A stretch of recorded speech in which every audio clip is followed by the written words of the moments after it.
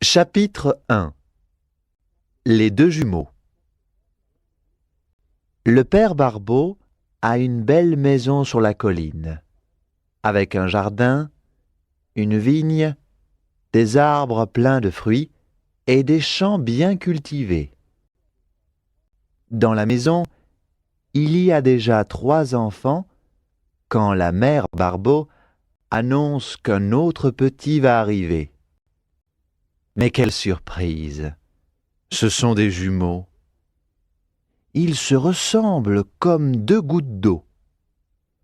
Alors, on fait un petit signe sur le bras de Sylvinet, le premier-né. Le deuxième s'appelle Landry. Le père Barbeau est un peu surpris, mais aussi inquiet. Il demande conseil à Sagette, la sage-femme. On dit que les jumeaux qui se ressemblent beaucoup sont inséparables. Un des deux est plus fort et l'autre plus faible. Ils vivent dans un petit monde à eux. C'est vrai, mais vos jumeaux sont beaux et forts, et vous devez les traiter comme 2 personnes différentes. Ne les habillez pas de la même manière, ne les laissez pas toujours ensemble, comme ça ils ne souffriront pas. Vous avez raison, Sagette. Nous ferons comme vous dites. Sylvinet et Landry sont toujours souriants et gentils. Ils ne font pas de caprices. Ils s'amusent bien ensemble et les parents oublient les bons conseils de Sagette. Le temps passe vite et les enfants grandissent. Landry a un caractère gai. Il est plus fort que son frère. Sylvinet est tendre, mais pas très courageux. Un peu moins déterminé que Landry. Ils ne se quittent jamais. Un jour, le père Barbeau s'en va au champ avec Landry. C'est la première fois que les 2 frères sont séparés. Ils passent une très mauvaise journée et attendent le soir avec impatience. Landry travaille lentement et sans gaieté. Sylvinet cherche son frère et pleure. Sagette avait donc raison. Mais il est peut-être trop tard pour changer les choses. Avec le temps, d'autres enfants naissent dans la maison et une servante met au monde 2 jumelles.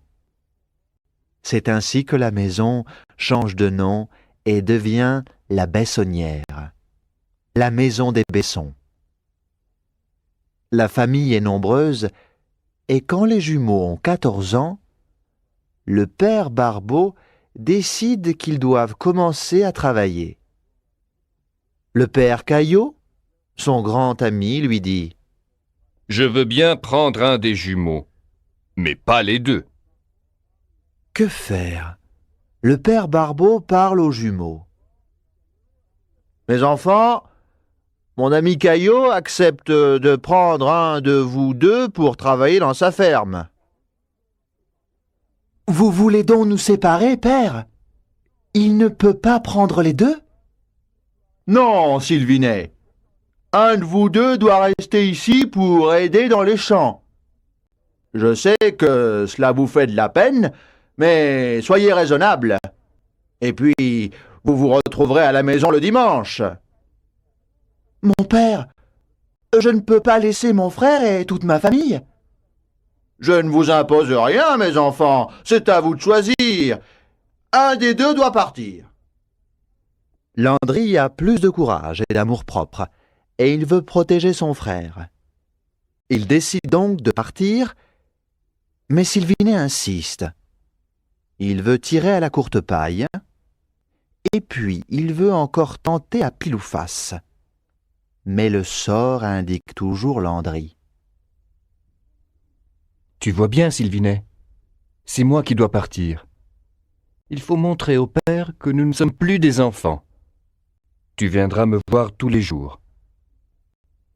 Le matin suivant, le père Barbeau appelle Landry avant l'aube et ils partent sans réveiller les autres.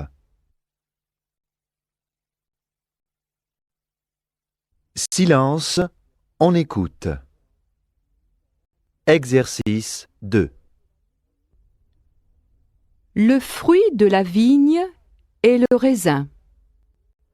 Au mois de septembre, on fait les vendanges. C'est une grande fête pour les vignerons. Plus tard, la fermentation transformera le jus en vin, c'est-à-dire en boisson avec un taux d'alcool variable. Le vin peut être rouge, blanc ou rosé. Il peut aussi être pétillant ou mousseux comme le champagne. Le vin est un produit à consommer avec modération.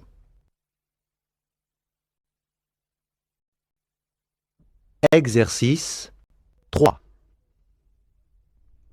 Des jumeaux Il fait beau, aussi. mieux, Monsieur Barbeau. mauvaise, Je veux. beaucoup, 1, 2, 3. un peu, Monsieur Caillot. nombreuse, Je peux. un aveu, L'autre. courageux, Deuxième. il faut. Chapitre 2.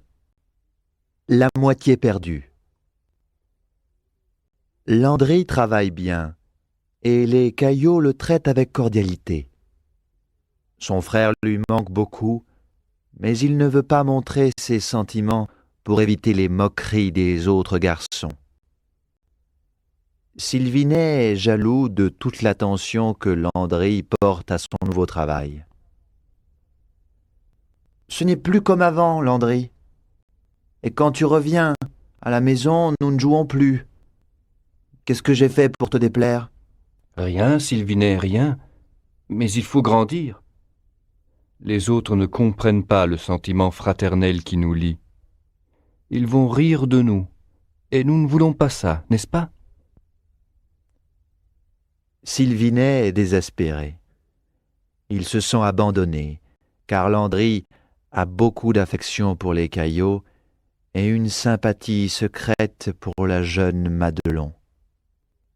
Ainsi, un dimanche, avant le retour de son frère, Sylvinet part à travers champs, et à midi, il ne rentre pas. Le soleil commence à descendre. Landry s'inquiète et part à sa recherche. Il crie son nom partout. Il traverse les champs et les bois jusqu'à la rivière. Puis l'angoisse le prend. Sylvinet a peut-être décidé de se laisser mourir. Alors il pense à la mère Fadet. Cette femme un peu sorcière connaît les secrets des plantes. Elle sait voir des choses que les autres ne voient pas. Elle peut aussi retrouver le corps d'un noyé. Mère Fadet, je cherche mon frère. Il est peut-être mort. Aidez-moi à le retrouver. Qu'est-ce que tu veux de moi? Tu n'as pas d'argent à me donner, et tes parents ont préféré la sagette quand ils avaient besoin d'un conseil. Je ne peux rien pour toi. Landry s'en va la tête basse et le cœur gros. Tout à coup, quelqu'un tape sur son épaule. C'est Fanchon, la petite fille de la mère Fadet. Elle est fine d'esprit, mais un peu sauvage. Tout le monde l'appelle Fadette, à cause du nom de sa famille, mais aussi parce que, dans la tradition populaire, le Fadet est un follet. Elle est petite, maigre et ébouriffée, toujours sale et mal habillée. Les gens croient qu'elle est un peu sorcière, comme sa grand-mère. Oh, le vilain Besson a perdu sa moitié. Landry est furieux. Il se retourne et lui allonge un coup de poing. Elle saute sur le côté et esquive le coup. Un enfant vient se pendre à sa jupe. C'est Jeannet, son petit frère, encore plus maigre et plus sale que sa sœur. Il boite et saute comme une sauterelle. Méchante Fadette, tu n'as pas de cœur si tu te moques de ma peine. J'ai envie de vous casser en quatre, ton frère et toi. Tu es bien bête de me traiter comme ça. Je venais te donner des nouvelles de ton Besson, mais puisque tu es méchant, je ne dis plus rien. Cherche-le tout seul. Et fais vite, parce que voilà l'orage qui vient. Allons, Fanchon, si tu sais quelque chose, parle. Sinon, laisse-moi tranquille.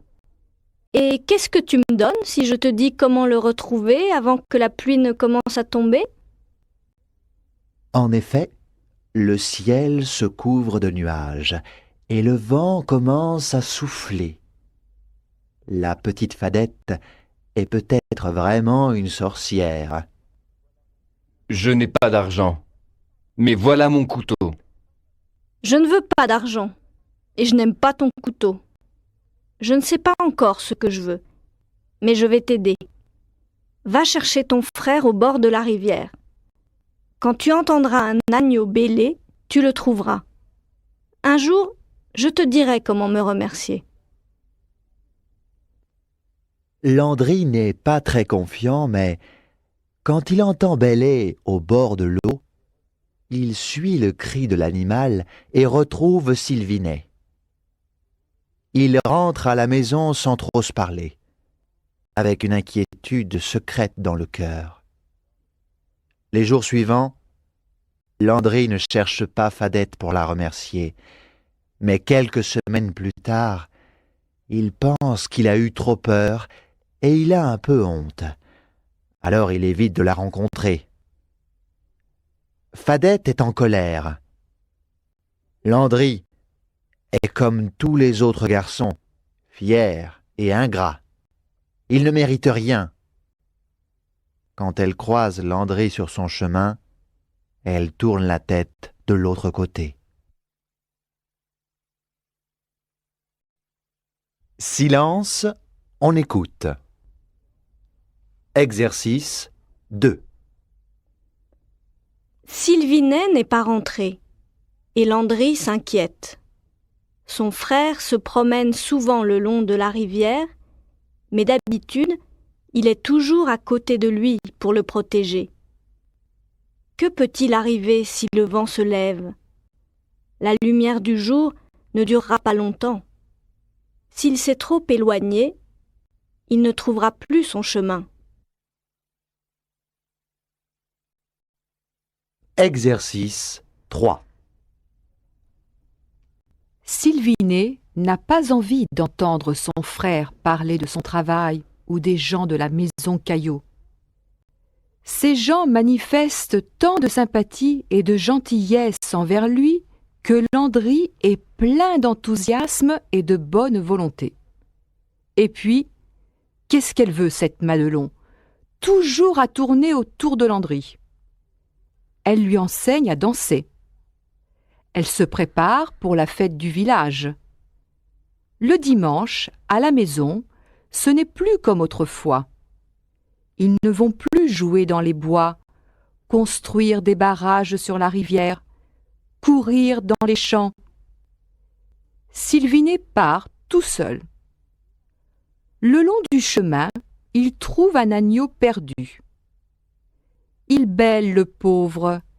Il cherche son troupeau. Il prend l'animal avec lui et descend vers l'eau. La rivière est bruyante. Sylvinet n'entend pas son frère qui l'appelle. Chapitre 3. L'ensorcellement. Les saisons passent rapidement. Un soir, Landry rentre à la maison pour la fête du village. Pour faire plus vite, il prend le chemin qui passe à travers le gué de la rivière. Est-ce la fatigue ou le brouillard qui se lève dans le bois? Quand il traverse, l'eau lui arrive aux genoux. Il essaie un peu plus bas, mais l'eau glacée lui arrive à l'épaule. Il fait un effort pour sortir, mais il a l'impression de voir des lumières qui s'agitent sur l'eau. C'est le follet qui le poursuit. Tout à coup, il entend chanter. C'est la petite Fadette. Elle vient traverser le gué et heurte contre Landry, caché dans le noir. « C'est moi, Fanchon. N'aie pas peur. » Il me semble que c'est toi qui as peur. Tu as 17 ans et tu trembles comme un enfant. Je parie que tu n'oses plus traverser. Viens, le follet n'est pas méchant. C'est la deuxième fois que tu m'aides, Fanchon. Et tu ne dis pas merci. Tu es un ingrat et un peureux, trop fier pour être gentil avec moi. C'est vrai, Fanchon. Tu as raison. Demande ce que tu veux, et cette fois je tiendrai ma parole. Eh bien, demain à la fête du village, tu ne danseras qu'avec moi. Le lendemain, à la sortie de la messe, les filles ont leurs plus belles robes pour se faire remarquer. Landry est un beau garçon. Il est amoureux de Madelon et il veut l'inviter à danser. Mais la petite Fadette lui rappelle sa promesse. Quel embarras pour Landry! Fadette danse bien, mais elle n'est pas jolie. Impossible de penser à elle comme une fille à courtiser. À 16 ans, elle semble encore une enfant et elle est ridicule dans ses habits du dimanche jaunis et démodés. Tout le monde se moque d'elle. Sylvinet et les autres se demandent pourquoi Landry préfère danser avec elle plutôt qu'avec les jolies filles. Madelon est vexée. Elle accepte d'autres invitations et fait des commentaires acides sur la petite Fadette. Les jeunes gens exagèrent et leur rire énerve Landry. Il défend Fadette et l'invite encore à danser. Viens, Fanchon, continuons à danser. On va voir si quelqu'un ose encore rire de toi. Non, Landry, je te remercie. Maintenant, tu peux danser avec qui tu veux. Le soir, Landry décide de rentrer directement à la ferme du père Caillot. Sur le chemin, il entend des lamentations. La nuit est toute noire et il a peur. Mais quelqu'un a peut-être besoin de son aide. Il s'approche et découvre avec surprise que c'est la petite Fadette. Pourquoi tu pleures, Fanchon? Tu as bien dansé aujourd'hui. C'est vrai, mais tout le monde rit de moi parce que je suis pauvre et mal habillée. Je ne refuse jamais d'aider les autres, mais les gens ne savent pas regarder au-delà des apparences. Ma grand-mère n'est pas généreuse, mais moi, je lui rends service parce que je vais chercher les herbes pour ses potions. Elle est vieille, elle a besoin de moi, et mon frère aussi. Ce pauvre enfant n'a que moi. Je ne peux pas aller travailler en ville pour gagner de l'argent. Fanchon, tu n'es pas méchante, mais tu ne fais rien pour te faire aimer. Tu es curieuse, bavarde et parfois trop arrogante. Et puis tu n'essayes pas de paraître jolie. C'est peine perdue. Je sais que je ne suis pas belle, mais je ne suis pas stupide, et je ne veux pas me donner des qualités que je n'ai pas. Madelon est très jolie, et c'est à cause de moi si tu n'as pas dansé avec elle. Landry s'aperçoit que la petite Fadette a une âme sensible, et il est surpris. Tes habits sont sales et négligés. Ta peau est trop noire à cause du soleil. Mais tu peux changer, Fanchon. Derrière tes manières un peu rudes, tu es pleine de bon sens et de gentillesse. On a tort de t'injurier. Madelon est jolie, c'est vrai, mais elle n'a pas d'autre qualité. Pendant toute la semaine, Landry oublie Madelon et pense à la petite Fadette. Il se sent comme ensorcelé. Le dimanche suivant, il n'en croit pas ses yeux quand il voit sortir de la messe une fille simple et propre, la peau claire, les cheveux bien attachés. Quelle transformation! Quel prodige! J'ai mis en pratique tes conseils, Landry. Tout le monde m'a dit les mêmes choses que toi, mais toi seul tu m'as écouté. Tu as cherché à me comprendre sans rire de moi. Fanchon, tu n'es donc pas la fillette impertinente que tu veux sembler. Tu es belle et sage, et je voudrais t'embrasser. Il fait trop noir, Landry. Demain, tu peux regretter d'avoir embrassé la plus laide du village. C'est la première fois que quelqu'un parle avec tendresse à la petite Fadette, et c'est Landry. Elle est amoureuse du beau Besson depuis toujours, mais elle n'ose pas le montrer. Elle a peur de ne pas mériter cet amour. Et Landry ne comprend pas les sentiments de la jeune fille. Chapitre 4. Le secret dévoilé. Landry passe tout son temps libre avec Fadette. Maintenant, elle est devenue bien sage. Elle ne joue plus avec les enfants. Elle ne taquine plus les gens. Elle ne se montre jamais au village.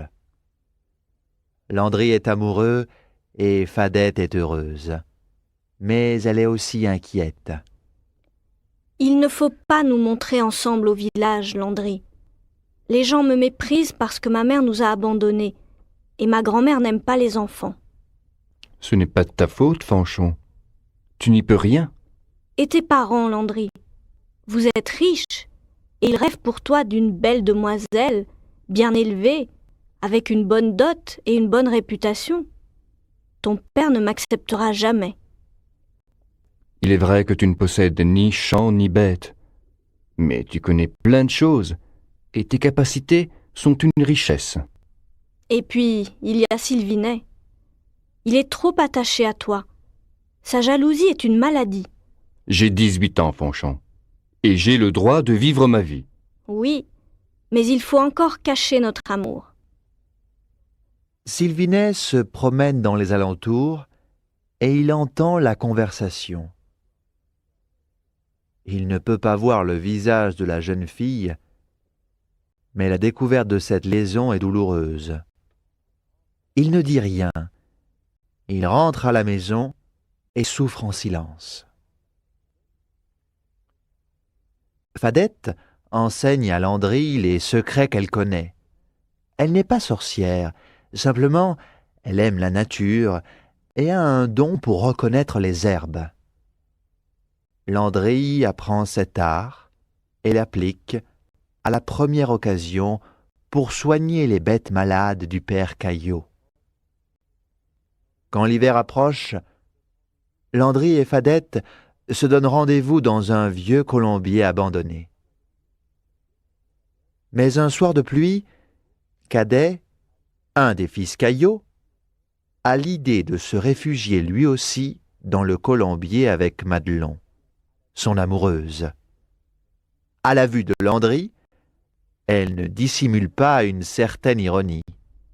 Alors, c'est vrai, Landry? Tu es donc amoureux de Fadette depuis l'année dernière?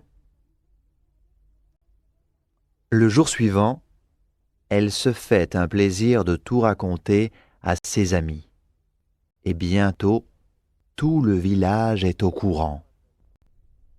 Le père Barbeau appelle Landry.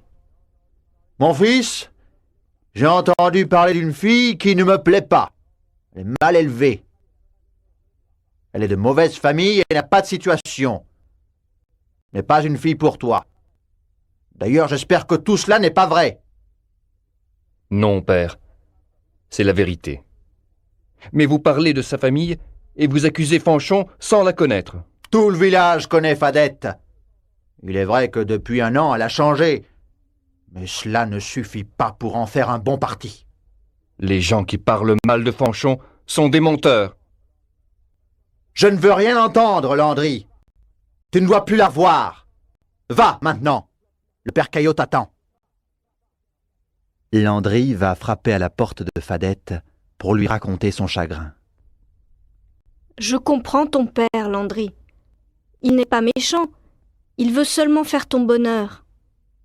Quant à ton frère, il souffre du bonheur des autres et ton amour pour moi le rend malade. Je vais partir, Landry. Je vais travailler loin du village. Ma marraine s'occupera de ma grand-mère et de mon frère. Tu es cruel, Fanchon. Tu me quittes parce que je ne suis rien qu'un ami pour toi. Tu as tort. C'est toi que j'ai toujours aimé. Mais il y a encore des gens qui disent du mal de moi.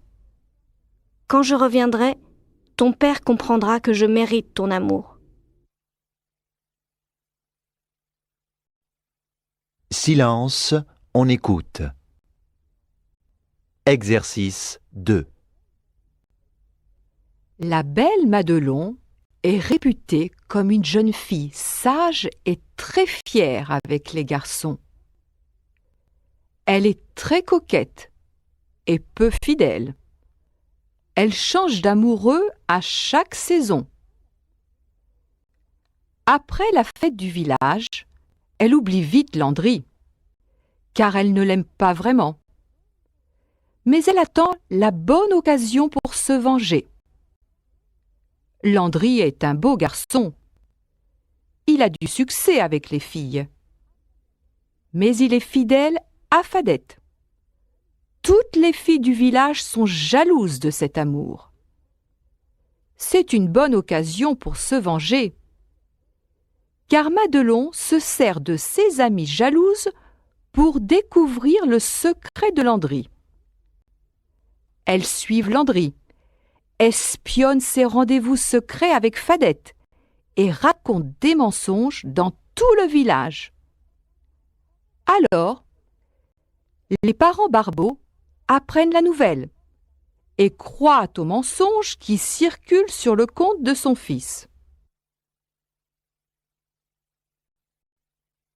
Chapitre 5. Jalousie. À la maison, on ne parle plus de Fadette. Sylvinet est content de son départ, mais ce n'est pas un gai compagnon. À force de dire que son frère s'ennuie avec lui, il devient insupportable. Landry a envie de parler de Fanchon, mais Sylvinet ne cache pas son aversion. C'est donc avec son nouvel ami Cadet que Landry engage de longues conversations. Cadet le console.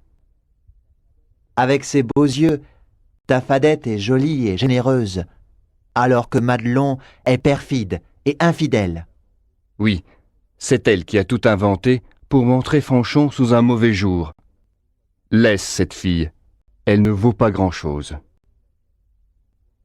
Cadet vient souvent voir son ami à la Bessonnière, et il tombe amoureux de Nanette, la sœur de Landry.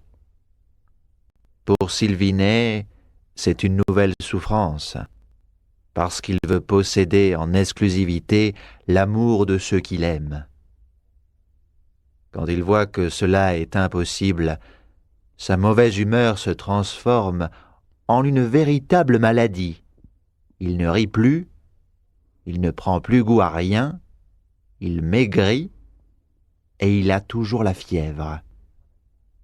Il ne peut même plus travailler. « Vous ne m'aimez pas. Je ne suis bon à rien. Je veux mourir pour vous laisser tranquille. » Les médecins disent que c'est la maladie des jumeaux. Les reproches sévères, la tendresse ou la compréhension ne servent à rien. Le père Caillot donne son avis. Vous êtes trop tendre avec cet enfant capricieux. L'absence est un bon remède. Séparez-le de Landry. Les reproches sévères, la tendresse ou la compréhension ne servent à rien. Le père Caillot donne son avis. Vous êtes trop tendre avec cet enfant capricieux. L'absence est un bon remède. Séparez-le de Landry. J'ai justement besoin de lui dans une de mes fermes. Sans son frère, Sylvinet retrouvera un peu de sérénité. Le conseil semble bon parce que Sylvinet se remet peu à peu, mais il est toujours triste. Landry est parti depuis 3 mois et Fadette depuis 1 an. Un jour, une jeune fille arrive au village. Les gens ont du mal à reconnaître la petite Fadette, tant elle a changé. Sa grand-mère est gravement malade. Elle meurt quelques jours plus tard et Fadette reste désormais au village pour s'occuper de son frère. Après l'enterrement, elle va voir le père Barbeau. Elle apporte un grand panier avec elle. Père Barbeau, je sais que vous n'avez jamais aimé ma grand-mère et que vous reportez sur moi un peu de cette aversion. Toutefois, elle a toujours dit que vous êtes un homme juste et honnête. Je vous demande un service. Je ne refuse jamais d'aider quelqu'un. Vous pouvez me faire confiance. Eh bien, voici l'argent que ma grand-mère a gagné avec ses consultations et ses remèdes. Je ne sais pas combien il y a d'argent, ni comment conserver cette richesse. Je demande alors votre conseil.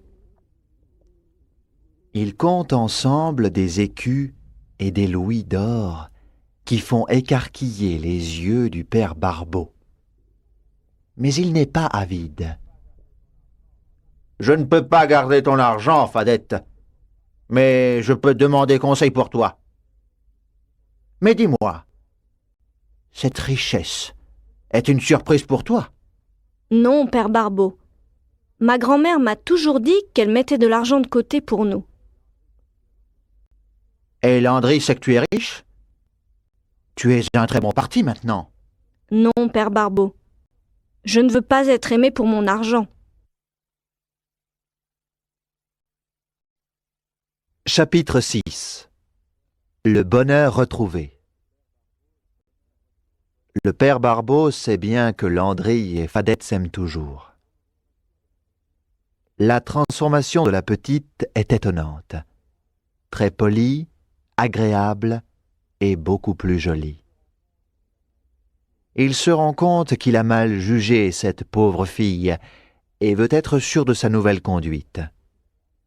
Il va donc interroger la dame, chez qui elle a travaillé, et il n'entend dire que du bien.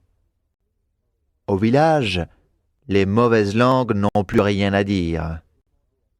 Il décide alors de demander à Fadette quels sont ses sentiments pour son fils. J'aime Landry, et il m'aime sincèrement.